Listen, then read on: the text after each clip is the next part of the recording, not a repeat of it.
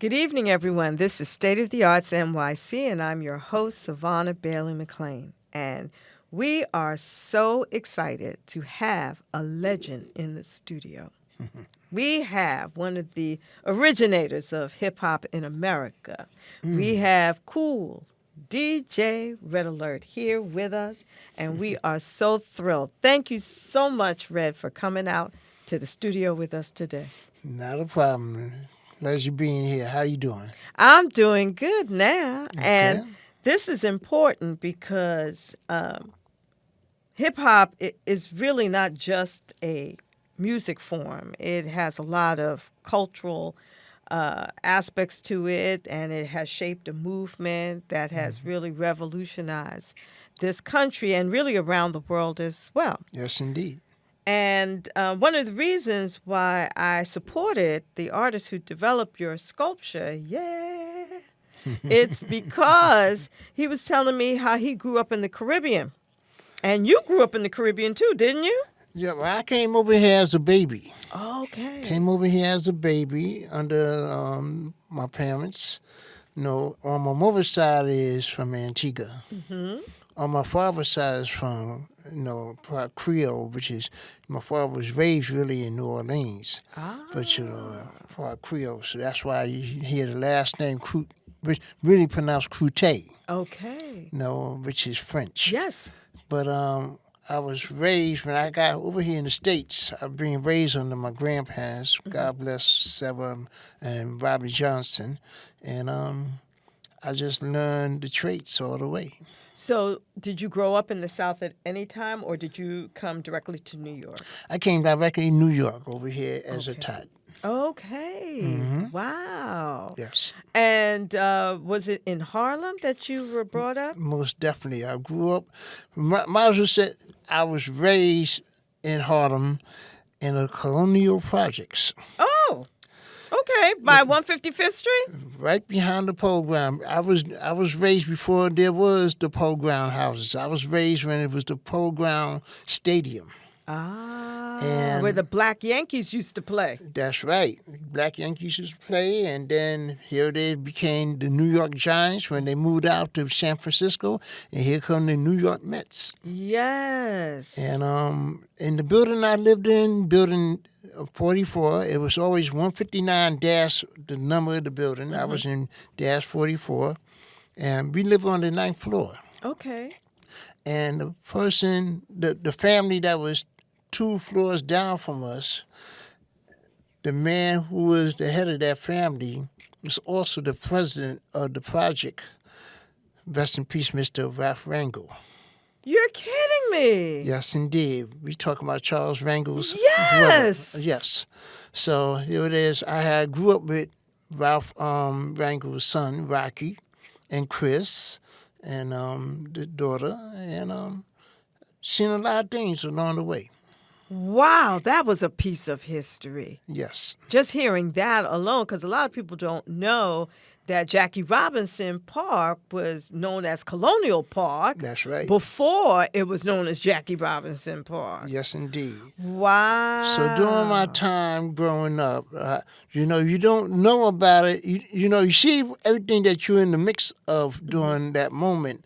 But as you get older and you look back, you didn't realize you was around history or in the makings. Mm-hmm. Across the street from Pole Grounds, of course, as everybody knows as the Rucker Park. Right. And right next to the Rucker Park was a building, which is condemned. There used to be a public school. Oh. That school was PS 156. So when we used to come out for the time, they used to call it recess. Yes. Uh-huh. It was recess right in the park. Now, full circle behind that, as I've been raised by my grandparents, right along with my brother and my sister. Mm-hmm. My brother, he is one of the first members under Mr. Holcomb Rucker. Whoa. Him along with Bob McCullough, Fred Crawford, Bruce Bragan, the list of all of them. And, after the passing of Mr. Rucker, here it is, they all took over and carried the legacy of the Rucker Pro League. Wow. So my time growing up, I was around all of that. and being influenced in so many ways, looking up to them. Wow, that's amazing right there. Because Mm-hmm. just recently, the Rutgers Park just got, given acknowledgement by Congressman Adriano Espaillat. Yeah. I'm so well appreciative of it because that park helped develop so many different things. Not only just ball players, but a lot of people that's very important to this world. Mm-hmm. You know. Mm-hmm. Wow, that was a great piece of history. Thank you. So, all right, so tell me a little bit. Okay, so now I know where you were. Just to let you know, when I was a little girl, my mother used to take me and my sister to the polo grounds to visit Aunt Julia. And I used to hate going there. But I know the programs have a story of its own. Yeah, but she couldn't cook. And so we had to go there and eat Aunt Julia's food all the time. I And I understand. used to say, why we got to go to Aunt Julia? When the polo ground stadium was broken down, they built up the houses. It was a whole different thing. Yes. That's the best way I could put it. Yes. Yeah. Yes. All right. So you're growing up there, you're being influenced by all of these people. And what made you want to start getting into music and DJing? Well, I got also mentioned two things that my brother inspired me was. If I wasn't in the closet, put on one of his basketballs, get involved playing basketball, trying to be like him, I was always into his record collection. And when I was into his record collection, combined with my grandparents' music collection, I learned all the different aspects of soul, R&B, early dance music, right along with some soca, some calypso. So I was like musically inclined, listening to everything. From there, going from PS 156. Then when they built the programs, right next to it used to be a school called 46. Yes, I heard of that. Yeah, because they transferred everybody from 156 to PS 46. Okay. From there, that's when I went and attended the second coming of Frederick Douglass School, which the original used to be on 139th Street. What, 139th or 140th? I could be wrong which one. It's off the block of Lenox Avenue. Okay. Then it brought it over there right next to Esplanade Gardens. Okay. And it became first known as IS-10, Intermediate School 10, which is today is called Frederick Douglass Academy. Okay. And that's where, you go on to the next level of your schooling. After that, I wanted to go to the Bronx, so I went to DeWitt Clinton High School. I went to Bronx Science. Oh, next door. So we was a football field away from each other. Okay, yes. Yes, I went to, because you had 3 high schools. You had Walton High School. That was 2 train stops away. Right. Then you had Bronx Science. Yes. And then you had DeWitt Clinton. Right. Yes. And in between, somewhere along, you had Lehman College. Yes. Lehman College was on the other side of Walton High School. Yes. So, yes, that's where I wanted. At the time when I went to DeWitt Clinton High School, I was all-boys school at the time. And a lot of activities. It was during the gang era. Okay. But what kept me straight was, being raised, number one, and being so much musically inclined with what I like to listen to and playing ball. Okay. I didn't know you went to DeWitt Clinton. Okay. Yes, indeed. All that's where I caught the bug of the sounds of hip-hop. Now, during that time, which is like the early 70s, when hip-hop was rising, it used to be friends of mine, we all used to go sneaking on downtown to the clubs. Right. During the time that my friends and I were sneaking down to the discos trying to get in, they would give us a hard time until they finally gave in and let us come in. So at the time, of course, my friends, they wanted to be, a little more than just a teenager that they're trying to fit in. But what caught my attention all the time, I just always was attracted to the DJ. So I just stand there and watch the DJ play. So, you know, and I remember forget the first couple of times, there was a certain club called Nell Gwynn's. He was on the corner of 42nd Street and Park Avenue, right across the street from Grand Central Station. Okay. It was like an after work Thursday and Friday, going to late night. So every time, what you got? Then we're going to let you in, but we're going to watch you. So the people who know security, they was always watching what we was doing, but they said, yo, this one guy, all he do is just stand there and look at the DJ. He don't do nothing else. So I come down there and say, yo, where your friends at? Yo, you go ahead in. So they just watching. They see me. That's why I was inspired, just watching the DJ, watching what he was doing. Until, you know, funny, they say, you want a seat, man? then they used to tease me. They say, you want a drink? No, I wasn't drinking then. They say, you want some soda or something? So I was just watching the DJ. No, so that was inspiring me because, like I said, I'm music inclined. Meant to also tell you while I was in Diva Clinton High School, I took up music. Oh. I took up learn how to read and write music.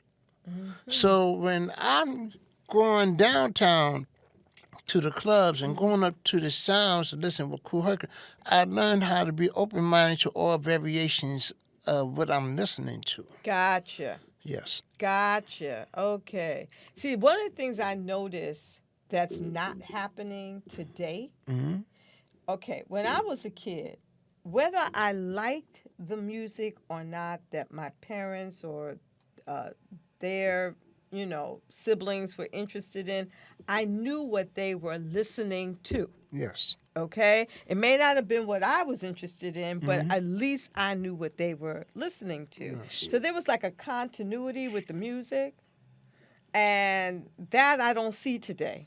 No, at that time, the music was speaking a language for everybody to communicate together.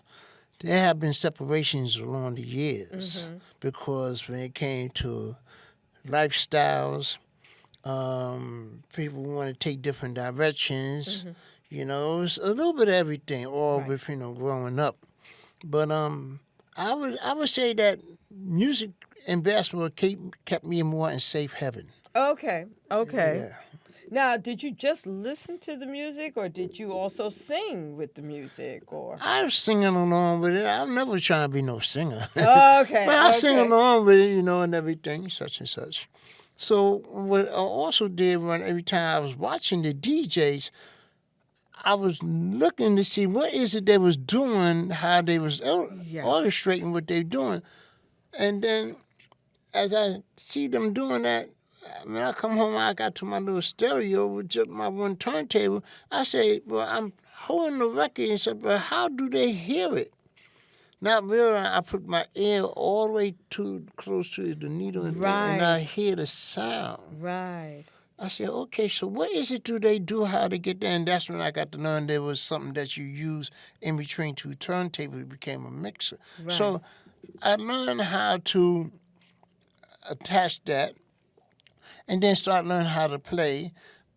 By me taking up music, I learned how to segue. I learned how to read the bars for every 8 bars, 16, whatever it is, to accommodate from one song to another. If it's a pattern in the snares or in the drums or the bass. And that's what I just took upon myself. Now, I heard what you did that was really, groundbreaking, is that you were able to play music like it was an instrument itself. And so therefore, the way you mixed, it was like you were manipulating the sounds and you were creating a whole new sound. Is that pretty much the best way to describe it? Well, to some people, how they may look at it, but it's like saying that you're developing your own lane, you're developing your own style, just like anybody else in any form of what you're doing. It could be in entertainment, sports, music. You find your niche, how to develop something that stands out for you. Okay. So that's what I generally was doing. And I like to mix and blend most of the time. Okay. Now, of course, I got into the cutting and scratching that we got developed more and more into the culture. Right. But I was more into the mixing, blending. Okay. And you actually launched a lot of careers and made people, legends themselves. Who are some of the people that you helped along the way? Oh my God. I know it's a lot. Yeah. I know a lot of people credit me for breaking the sounds of Boogie Down production. Yes. I'm also, my nephew is one of the members of the group called the Jungle Brothers, Ah, which okay. is my sister's son. Okay. Him along with two others, they formed late, and they went to the same school, high school, as with the members of Tribe Called Quest. And members of other different groups that used to be, I don't know if you ever heard of a group called X-Clan. No, they was in that same high school and such and such. And then when here it is, Jungle Brothers was coming along, they got to meet De La Soul. They saw they was on the same page. Here come Tribe Called Quest. And then who is it that was a label mate with who was label mates with De La Soul was Queen Latifah. So it was like everything formulated together, but at the same token of time, I was taking time listening to what they was making. Okay. I listened to everything. Because everybody knew me that I was, quote unquote, very shrewd in what I play. Okay. If I believe in it, Okay. I'm going to play it. Okay. I don't believe in it, You're not going to do it. I'm not going to play it. All right. And you can't sway me also. All right. So you actually gained respect too because you had standards. Well, listen here. There's one thing that I learned, which, there's always the flaws in business, any form of business, and the flaws that I saw was coming my way, I refuse. Okay. So I say no. I'd rather stick to my grounds. Okay. And I'm glad I did. Okay. Good. Mm-hmm. So just reflecting a little bit on the music you helped, birth and grow. Mm-hmm. Do you like seeing what you see right now, the various artists and what they're saying and what they're doing? Well, I know this is where a lot of people get a misconception, because when they hear a couple things that is very quote unquote popular and commercialized, they think it's everything the same way. No. There are some good and there's some bad. It's just that what you're hearing is just being programmed over and over. So it programmed your mindset. I don't want to hear none of that, no more of that other stuff. So if you were to bring something that was positive, Right. that's good sound, everything, I don't want to hear it because that's that. No. It's not what you're thinking, because you think everything is the same thing. Right. It's like saying, if a child come from this certain block and he's bad and rude, so now you don't want to go on that block and say, no, they got some bad kids over there. Everybody not the same. Okay. Or the music is not the same. Right. So what I always learn to do is pick and choose what sound right. So there's a lot of good stuff out there, as far as the sound, as far as the lyrics. I capture a little bit of everything. You just got to learn how to go through the waves and find out and pull out what's good. All right. I'm going to ask you a tough question. I've found that when I listen to rap, I got turned off a little bit by rap because of the language towards women. Right. I felt it was too misogynistic, very disrespectful. Yes. And so I kind of pulled away because I just didn't want to deal with that. Yes. But I was watching Hip Hop Evolution on Netflix, and it helped me to see the backstory of a lot of the music and the artists, how a lot of it was dealing with the politics that people of color were, experiencing for quite some time, police brutality, particularly poverty, Right. and other types of manipulation. So it gave me a different perspective, made me want to come a little closer, to it. But all in all, I saw that the music was pointing to the problem, but it wasn't talking about what the solutions could be. Do you think rap could maybe start to deal with some of the solutions that we might need to, explore? Well, it's funny that you say that, because it was pointing to the problem. But there have been many that were showing the solution too. But just like I was just saying about this other thing, you're not paying attention to the solution because you're so programmed into hearing about the problems. Right. Here it is when you have the public enemies of the world. Yeah. The groups, like I just mentioned, X-Clan of the world, the poor righteous teachers of the world. Queen Latifah, when she was rapping, a lot of people don't know about that. Boogie Down Production, they're pointing to it, but they was also telling the solution. No, but you're still stuck in your mind about what they're saying. Okay. So you have to read between the lines. Oh, okay. Okay. All right. So we can see that there was some solutions. There's always some double standards, Put it this way. You're going to always have the negative, the positive, and the misunderstanding. Okay. So it's like you have to learn how to read what is it that you paying attention to, either by what you're looking at, what you're listening to, or what you're aware of. Okay, that's fair because we need more positive messages out there now so that we could deal with these challenges. I mean, I think that also keep in mind the culture of hip hop. Because of being very rebellious. If you're thinking about from within our elders coming from the 60s into the 70s, some of our family members coming from the Vietnam War, some of them got hooked up into the drugs. There's still a lot of poverty in certain areas across the country. Hard to find a job. So they were trying to find a way of living. And, at one point in time, even when all the schools was cutting out music class. Yes, they were. After school centers, evening centers, all kind of programs. But you have a gentleman by the name of Kool that used to go ahead and gather a little bit of everybody because everybody couldn't go downtown to the discos. But, it didn't matter what age you was, if you were young teenager to with an adult within the neighborhood, he gathered everybody together and have a good time. And we didn't want to be entertained. Right. So, yes, there's a difference. You can learn how to balance it between educate and entertain. You just got to learn how to blend it in. But if you become so preachy to a certain point, yes. sometimes you get them, okay, enough is enough. We just want to enjoy ourselves. But there's a way you can interject that along with your entertainment. Gotcha. There's a way to do it. Okay. Oh, man, this was great. I'm having a great conversation.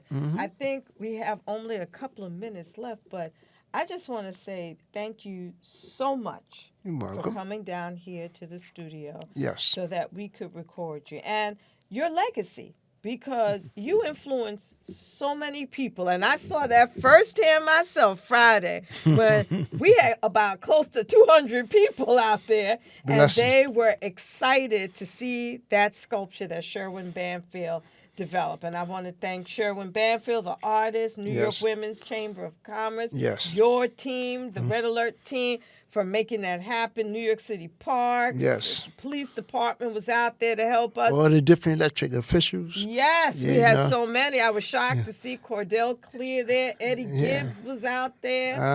And you had Keisha Sutton, another family that is royalty in Harlem. Very much. And Shauna thank Brewer. you. Oh. Everybody, she gonna thank everybody else. But she trying to be in the back. No, she's a big part of this too, everybody. Thank you. Thank you so very, very much. Well, we're going to end our program now. And I just want to say thank you, and we look forward to hearing more from you. Blessings to each and every person that either heard me one time or had learned, not say learned, but had took time to follow along my path in my career. Thank you.